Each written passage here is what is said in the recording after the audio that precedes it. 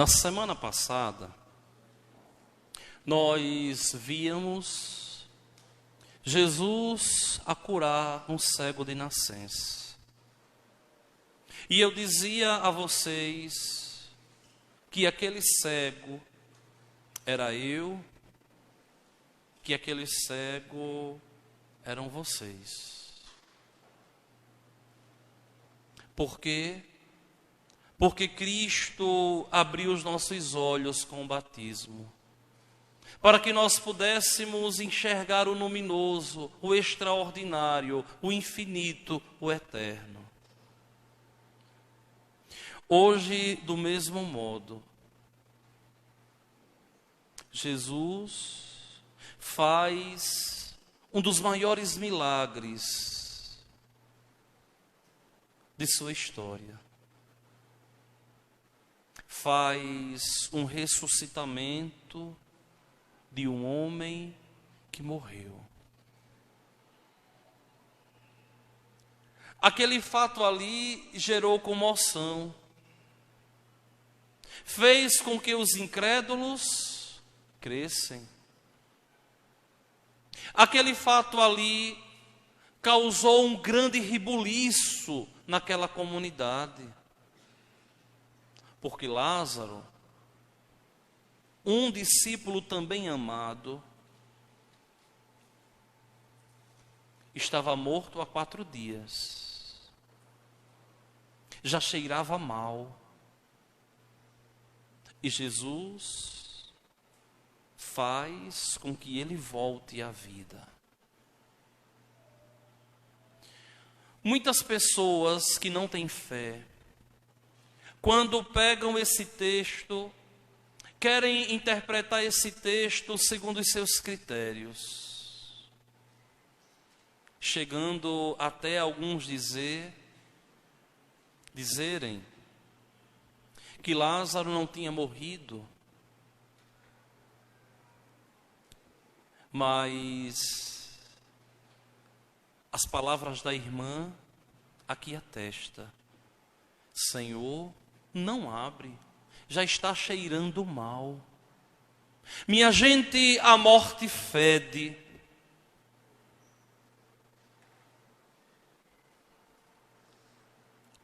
Por quê? Porque a morte é podre. E Cristo Jesus aqui, ele ressuscita, ele faz voltar à vida Lázaro. Aqui é importante vocês terem clareza a respeito do que aconteceu. Primeiro, que existe uma diferença muito grande entre a ressurreição do Senhor e a de Lázaro. Cristo ressuscitou. Ele morreu, 3 dias voltou à vida, mas não voltou à vida de onde parou. Assumiu uma nova vida. Uma vida onde ele não estava preso no tempo e no espaço. Ele passava com o seu corpo glorioso através das paredes. Ele não voltou a dormir lá. Ele não voltou a conviver com os seus. Por quê? Porque ele já estava agora ressuscitado, estava nos céus. E voltava aqui para dizer que ele era o Senhor da vida. E mostrava. E para os discípulos entenderem que era um corpo glorioso, até comeu, que não tinha necessidade.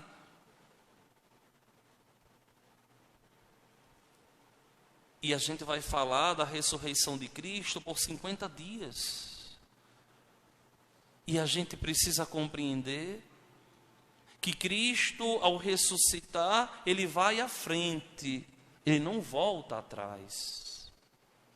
O ressuscitamento de Lázaro feito milagrosamente pelo Mestre, pelo Senhor da vida, Jesus, faz com que Lázaro volte à vida para o seu lar de Marta, de Maria, volte para o seu lar, para os seus amigos. Mas depois Lázaro morreu de novo. Jesus não. Lázaro morreu de novo. Jesus não morreu. Por quê? Porque Jesus fez Lázaro voltar à vida onde ela tinha parado. E depois ele morre. E aqui Jesus diz: eu sou o Senhor da vida. Eu tenho poder sobre a morte. A morte não mata mais. Ela não tem poder sobre mim. A morte queria se impor a Jesus. Santo Agostinho vai nos dizer que a morte queria impor a Jesus o seu poderio. E Jesus diz: morte, procure seu lugar. Eu sou o Senhor da vida. A morte não tem poder sobre mim. Morreu e venceu a morte. Só que vejam bem, queridos irmãos, ao olharmos o texto aqui, nós precisamos compreender com muita dignidade que aqui a igreja nos coloca o ressuscitamento de Lázaro para nos dizer que existe morte espiritual. Para nos dizer que existem cadáveres que estão dentro das igrejas, que estão mortos para Deus. Padre, e o que é um morto para Deus? É alguém que leva uma vida de pecado mortal e nunca se reconcilia com Deus. Lembrem que alguns dias atrás eu comentava com vocês a respeito da morte e eu lembrava um trecho do catecismo que dizia que aqueles que morrem em pecado mortal imediatamente descem aos infernos. É dessa morte que a igreja prega. E que nós devemos temê-la, a morte eterna. Padre, mas como é que eu peco mortalmente quando eu descumpro um dos 10 mandamentos? Eu peco mortalmente. Estou colocando em risco a minha salvação. E a igreja, nesse tempo santo da Quaresma, vai nos convidar para que nós possamos fazer essa experiência. A experiência do espiritual, de lutar pela santidade, de crescermos na amizade com Deus e lutarmos todos os dias para agradá-lo. Eu dizia agora na festa de Assis, lá na igreja de São João, no Engenho, que ser santo é cada um assumir a sua condição e lutar todos os dias para viver agradando a Deus, para viver todos os dias crescendo na amizade com Deus. Só que, minha gente, olha, parece uma coisa antiquada, uma coisa passada, a gente falar de pecado em um mundo que não tem limites, a gente falar de santidade em um mundo que não conhece mais o ser santo, a gente falar de vida espiritual para tantos que já estão mortos espiritualmente e que perderam completamente a noção de pecado. Tem pessoas que pensam que o pecado é simplesmente fazer mal ao outro. Você pode não fazer mal ao outro. Não porque você não queira, mas porque você tem medo da repercussão. Mas você pode estar fazendo mal à tua alma, que vive, quem sabe, em uma vida desenfreada de pecado, onde já rompeu a amizade com Cristo há muitos anos. Querem uma prova de uma pessoa que leva uma vida de pecado e perdeu a noção da sacralidade da alma? Quando alguém falta à missa no domingo, que é obrigado por Deus para cumprir o terceiro mandamento. E essa pessoa, ela falta à missa, domingo, e quando vem à missa, sem se reconciliar com Deus, vem a fila da comunhão, como se nada tivesse acontecido.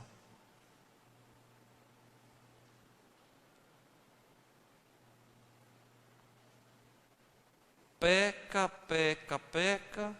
e depois quer voltar à amizade com Cristo, como se nada tivesse acontecido. E não faz uma penitência, e não busca uma confissão. Por quê? Porque perdeu a noção do pecado. Meus queridos irmãos e minhas irmãs, a morte que deve abalar o cristão não é a morte do corpo. Essa é inevitável. A morte que deve nos abalar e nós devemos temer é aquela que nos leva ao inferno. Porque nos faz, de verdade, rompermos eternamente a amizade com Deus. Lutar para crescer na amizade com Cristo deve ser para nós um objetivo de vida todos os dias. Primeiro, nem tudo aquilo que a gente tem vontade de fazer, a gente pode fazer. Depois, não importa se não tem alguém olhando. O que importa é que o Senhor, o bom Deus, está vendo. Depois, nós precisamos tomar consciência de que eu devo me deixar conduzir por aquele que me ama, que é Cristo.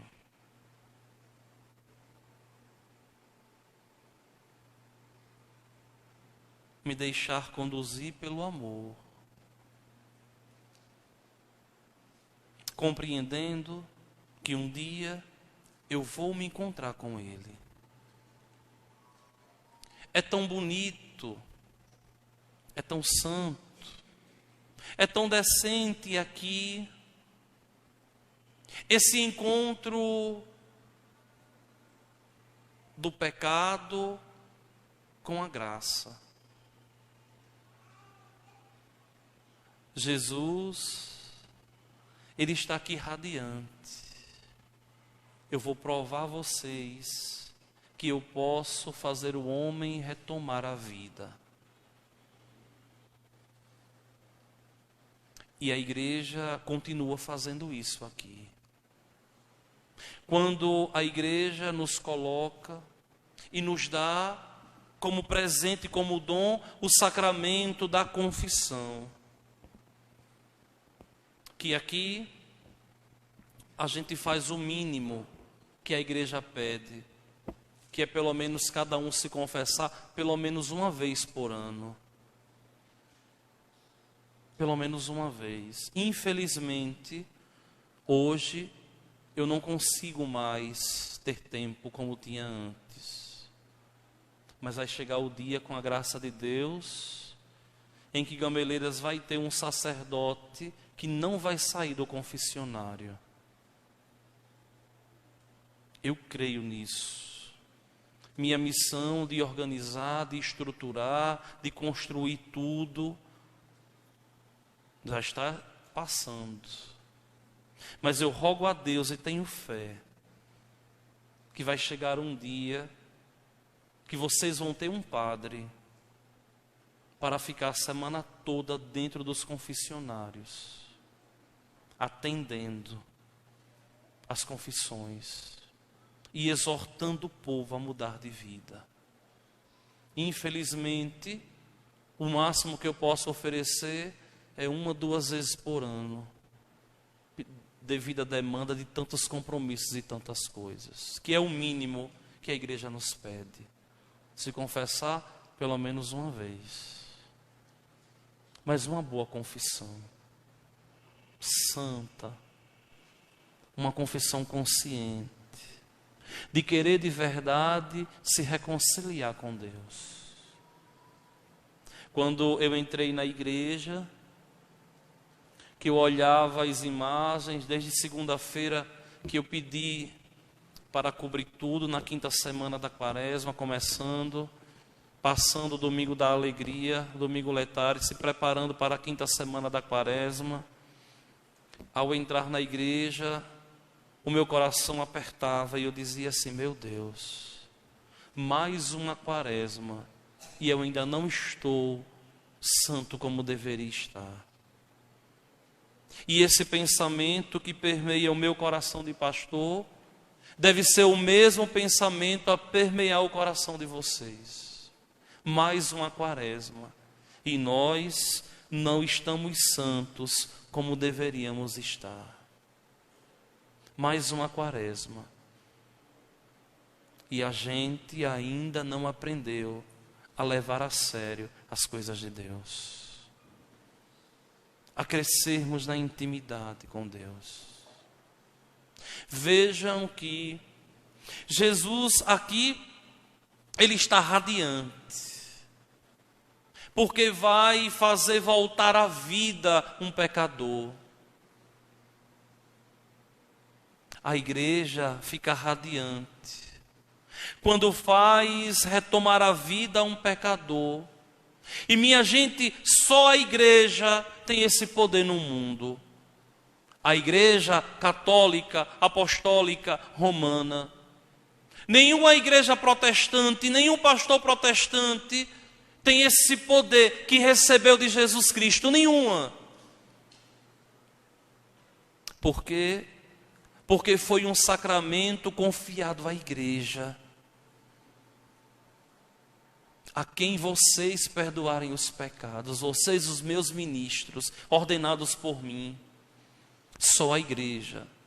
E quando o sacerdote ele vai dar a absolvição,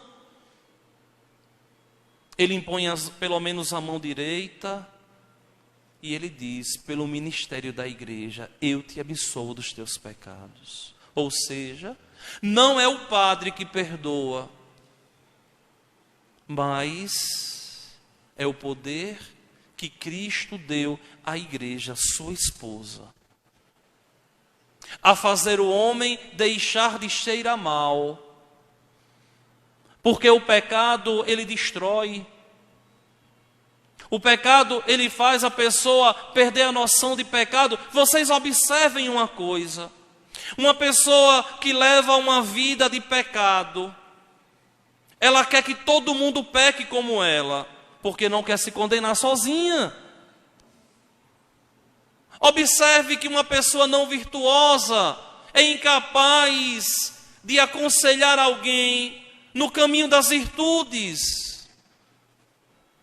Vejam que uma pessoa que leva uma vida errante, ela quer que todo mundo erre, como que, para tranquilizar a consciência, todo mundo faz. E não é assim, não é verdade. Aquele que é de Deus, aquele que pertence a Deus, ele sabe que quando peca mortalmente, o seu coração estremece, porque tem fé, porque sabe que existe algo que não está bem resolvido entre os dois.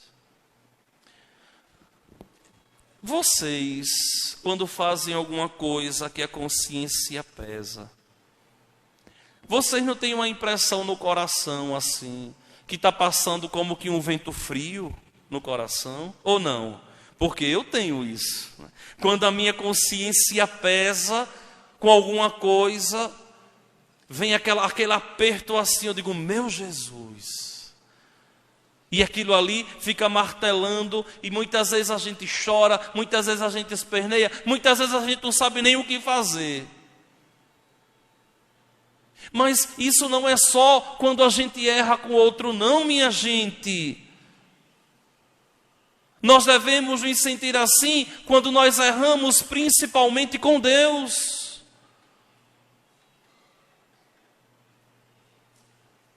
Quando nós erramos principalmente com o Senhor.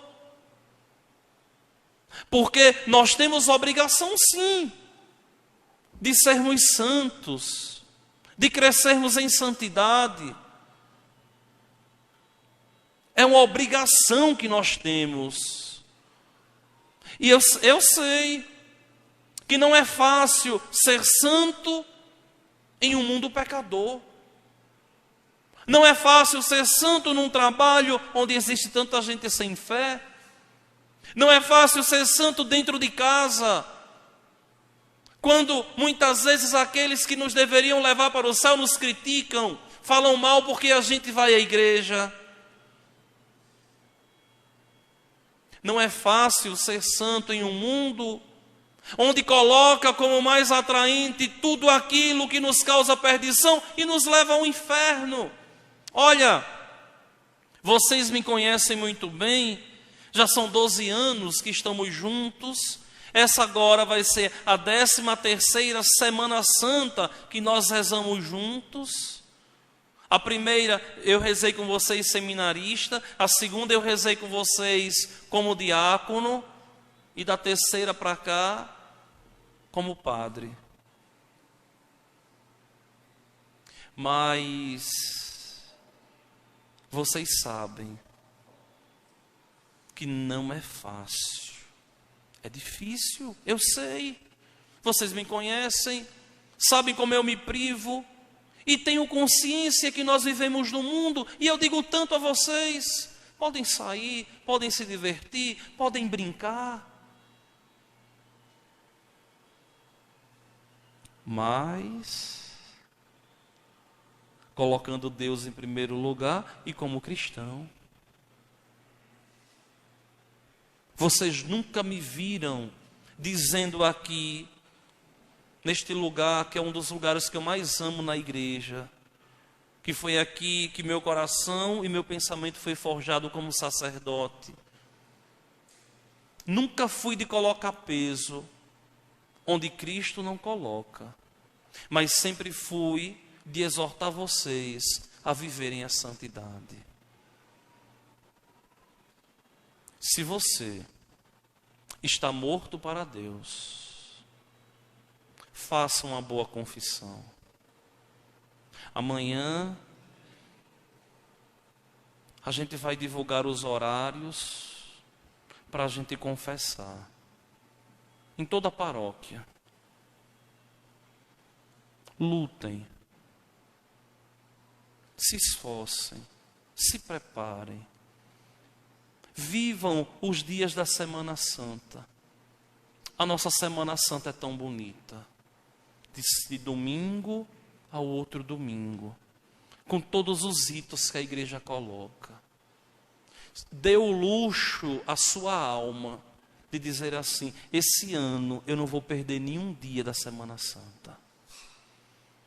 Quero viver de verdade uma santa semana. É a semana maior da igreja. Vou me reconciliar com Deus. Quero crescer na amizade com Ele. E vou lutar para passar por tudo aquilo que Ele passou em uma semana. Por amor a mim. Olha, que esse grito de Jesus a Lázaro aqui. Lázaro, vem para fora. É o mesmo grito que eu estou fazendo aqui, que eu estou dando aqui nesse púlpito, dizendo a vocês assim: santos, venham para fora. Saiam das catacumbas dos pecados. Cresçam na amizade, na intimidade com nosso Senhor. Levem de verdade esse desejo de crescerem santamente para chegar ao céu. Olha, as palavras de Marta aqui são palavras belíssimas. Quando Jesus diz a ela assim: teu irmão ressuscitará. Marta parece que foi uma boa catequizanda, viu?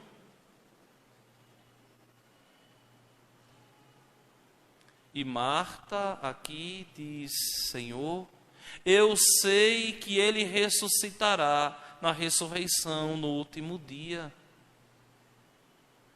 A mesma agitadinha da visita quando Lázaro estava vivo, que Jesus foi lá, Marta agitada, cuidando de tudo, Maria senta para escutar Jesus e Marta se revolta.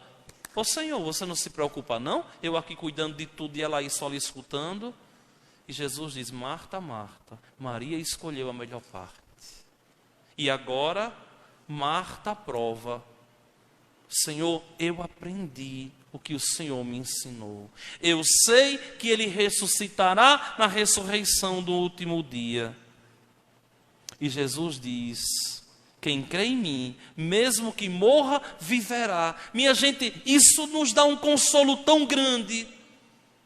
Porque aqui, quando a gente pega esse texto, a gente aplica esse texto muitas vezes para a morte física. Mas esse texto aqui também deve ser aplicado para a morte espiritual. Quem crê em mim, mesmo que morra, viverá. Nós cremos em Cristo, e quantas vezes ao longo da vida nós morremos espiritualmente, nos reconciliamos e voltamos a viver. Há 15 dias atrás, o teu irmão estava morto e ressuscitou. Estava perdido e foi encontrado. Quem crê em mim, mesmo que morra, viverá. É preciso crer. Nós temos que crer que nosso Senhor não nos fez para uma vida medíocre, não nos fez para uma vida pecaminosa, para a preguiça. Não, nos fez para uma vida de santidade. E o ser santo, vocês já sabem, é cada um cumprir e fazer bem e desempenhar bem a sua missão de cristão no mundo. Ser sal, ser luz, dar testemunho de fé. Na hora da dor, do sofrimento, da agonia, são tantas dores, são tantas agonias que a gente passa. E a gente olhar e dizer assim: Senhor, está doendo, mas eu creio em Ti. É a gente olhar e dizer assim: Senhor, eu Te amo. E sei que o Teu amor me leva por caminhos que eu não sei para onde ir, mas eu creio em Ti. É a gente tomar consciência e dizer assim: Senhor, mas esse pecado me parece tão apetecível, mas eu vou lutar contra ele e pedir a Deus a graça. É a gente tomar consciência de que a gente não pode de modo algum ficar desdenhando do que é santo, do que é sagrado, e tomarmos consciência que não podemos cheirar mal. A morte de Jesus na cruz é a prova de que nosso Senhor nos ama.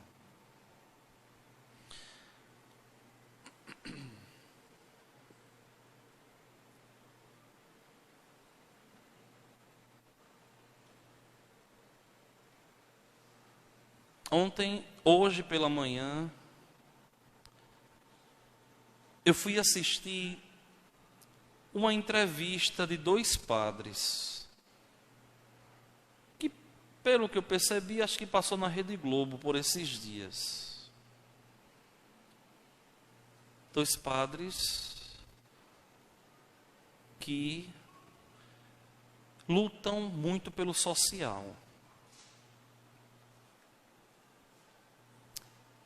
E eu disse assim, eu não creio muito nessa linha de teologia, mas eu vou assistir o que é que esses homens têm a dizer. Quero ver o que é que eles têm a dizer.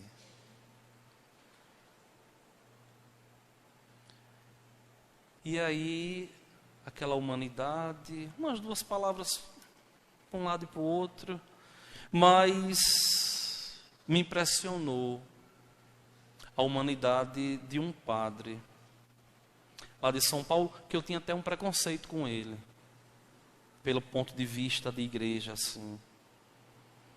Quando ele pegou uma criança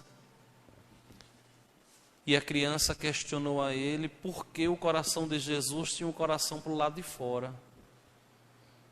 E aí ele dizia, né, a criança, que era muito amor, por isso que o coração estava por fora. E a criança dizia a ele assim, mas dói, não dói? E ele disse que parou e ficou pensando, muitas vezes o amor dói. E aí eu fiquei matutando isso, desde manhã até agora à noite. O amor, muitas vezes, dói. A dor do amor. E como é que a gente, padre, faz doer porque ama, quando a gente luta para vencer o pecado? Muitas vezes algo que até parece gostoso. Porque se o pecado fosse ruim aos olhos do homem, a gente não pecava. Observem. O pecado muitas vezes aos olhos do homem, ele é gostoso, é o orgulho, é a vaidade de querer ser melhor que os outros, de querer estar por cima, de ser infiel e por aí vai.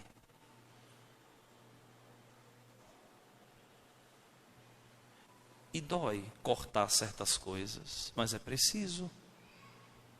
É preciso cortar certas coisas para a gente poder amar a Deus. Não posso fazer isso porque eu amo a Deus, mas está doendo, Senhor, mas eu não vou fazer porque te amo. E fugir das ocasiões de pecado. E lutar para sermos cada vez mais próximos a nosso Senhor.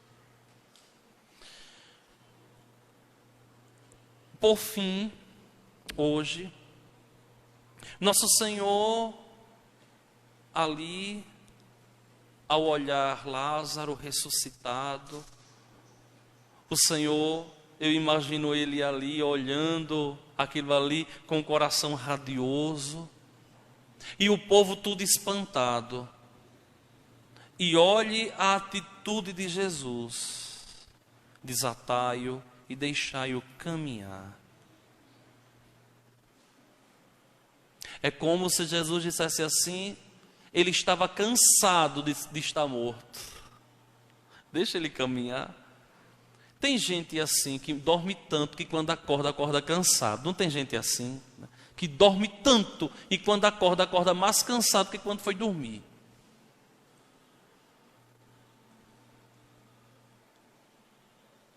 Aqui somos nós também, que devemos dizer assim: Senhor, eu estou cansado de pecar. Eu estou vendo que esse pecado não me faz feliz. Eu preciso me convencer que eu não vou ser feliz assim. Por quê? Porque a minha felicidade, Senhor, é te servir. Porque a minha felicidade, Senhor, é te amar. Porque eu só vou ser feliz quando eu tomar consciência que eu sou todo teu. Amados irmãos e irmãs, vamos crescer na amizade com nosso Senhor, sem euforia, sem pressa, mas cada dia sendo melhor do que o dia que passou, sendo mais fiel que o dia que passou, endireitando o nosso caminho, corrigindo aquilo que a gente sabe que não está bem, buscando tomar consciência se tem alguma coisa que eu faço que não sei se está errado, que são poucas as coisas, mas lutar pela salvação da minha alma, para que eu chegue até o céu. Vamos, pois, ficar de pé e vamos juntos professar a nossa fé no Senhor da vida, que venceu a morte e que nos chama todos os dias a conversar